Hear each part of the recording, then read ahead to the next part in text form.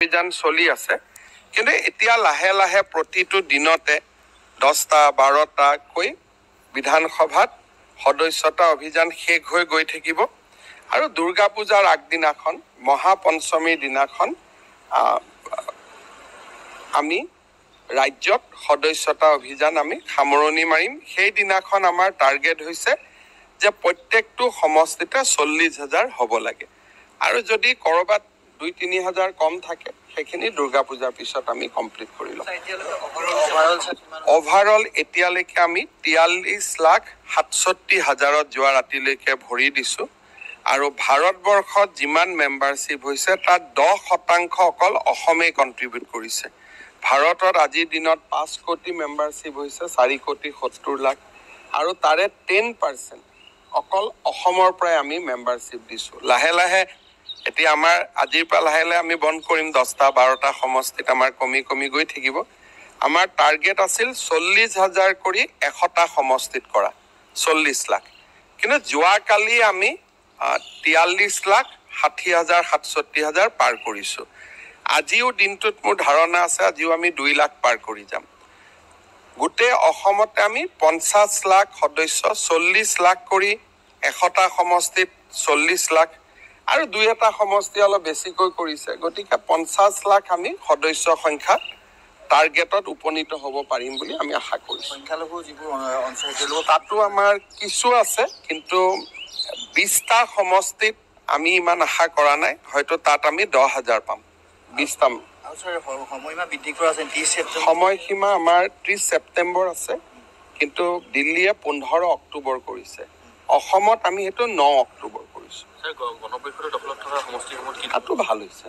এইটোৱে সমষ্টিটো গণপৰিষদৰ দখলত আছে। ইয়াৰ বিধায়কটো ৰমেন্দ্ৰ নাৰায়ণ কলিতা। কাৰণ মইতো জালুকবাৰী বুলি কওঁতে এইটো নতুন জালুকবাৰীহে। এই সমষ্টিটোৰ আচল নাম হ'ল পশ্চিম গুৱাহাটী। গতিকে এইটোতো গণপৰিষদৰে। গতিকে ইয়াতোতো আমি প্ৰায় 70-80 হাজাৰ পাৰ কৰি দিছো। গতিকে তেনেকে গণপৰিষদৰ অধীনত থকা সমষ্টিবিলাকতো আমি 40,000 সংখ্যাটো আমি টাচ কৰিম। কৰবাত যদি 2,000 বোলে 40ৰ জেগাত 38,000 হ'ল 42,000 হ'ল এইটো বেলেগ কথা। আৰু আমাৰ সদস্যখিনিয়ে গণপৰিষদকে ভোট দিব গতিকে আমাৰ সদস্য বঢ়াত গণপৰিষদৰতো কোনো আপত্তি নাই কাৰণ সেইখিনিওতো তেওঁলোকৰে ভোট।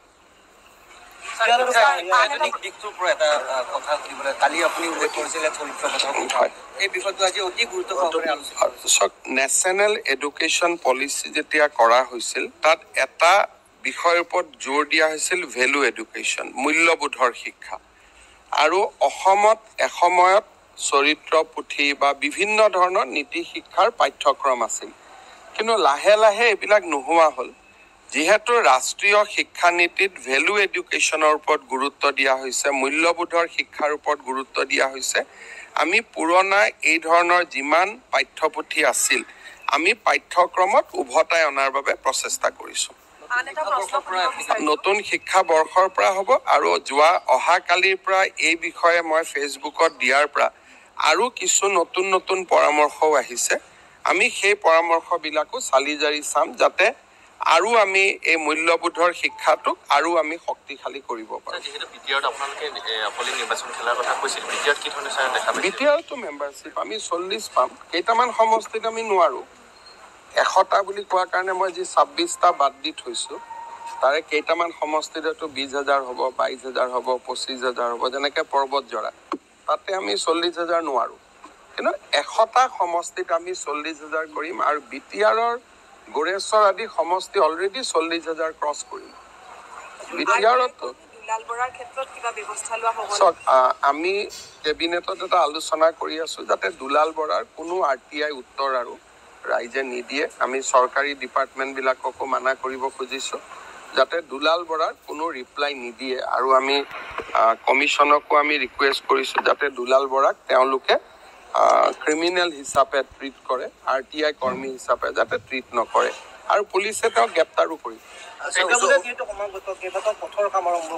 চবখিনি হৈ যাব। গুৱাহাটী শিলচৰ ডিব্ৰুগড় সকলো জেগাতে পথবিলাক য'ত গাঁত তাত হৈ আছিল আমি এইকেইদিন ৰিপেয়াৰ কৰিছো। বৰষুণে দিগদাৰ নকৰিলে পূজাৰ আগতে হৈ যাব। আজি আলোচনা ৰাতি গধূলি 3টা বজাত আমাৰ বিপ্লৱ শৰ্মা কমিটিৰ ৰিপৰ্ট লৈ পেলাই আছুৰ লগত আমি আলোচনা কৰিম। আটাইতকৈ ভাল হৈছে উজনিত মেম্বাৰশ্বিপ ড্ৰাইভ ইতিমধ্যে প্ৰায় 10টা সমষ্টিয়ে 40,000 ক্ৰছ কৰিছে। উজনিত ডিমৌ, নাজিৰা, সোণাৰী, মৰিয়নি এই গোটেইবোৰ সমষ্টিয়ে 40,000ৰ দেওনা হয় পাৰ কৰিছে, নহয় তেওঁলোকে পাৰ কৰাৰ প্ৰতি ধাৱমান হৈছে। উজনিত আটাইতকৈ বেছি মেম্বাৰশ্বিপ হৈছে, নৰ্থ আছামত হৈছে।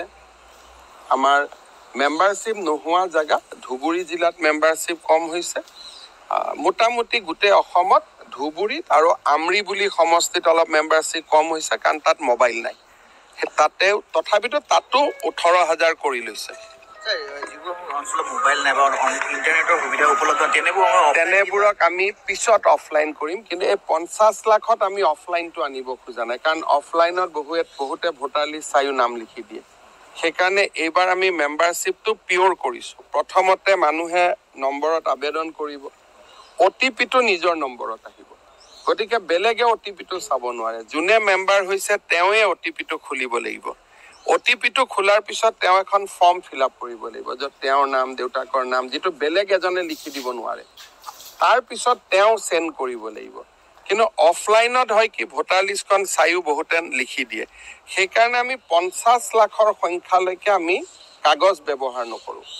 50 লাখ যেতিয়া অনলাইন হৈ যাব, কাৰ্বি আলঙৰ পাহাৰ আছে, বহুত জেগা আছে য'ত মোবাইল নাযায়, সেই 5-10 লাখ এক্সট্ৰা হ'ব। 50 লাখছত এইটো নাথাকে। গতিকে এইবাৰ আৰু যি ধৰণে ক'ৰবাত বাতৰি কাকতত কৈ আছে ইয়াত হোৱা নাই, তাত হোৱা নাই, অকল আমাৰ জলেশ্বৰত হোৱা নাই, অকণমান আমাৰ গৌৰীপুৰত হোৱা নাই, কিন্তু ধুবুৰীৰো গোলোকগঞ্জ সমষ্টিত আমাৰ 40,000 হৈ যাব।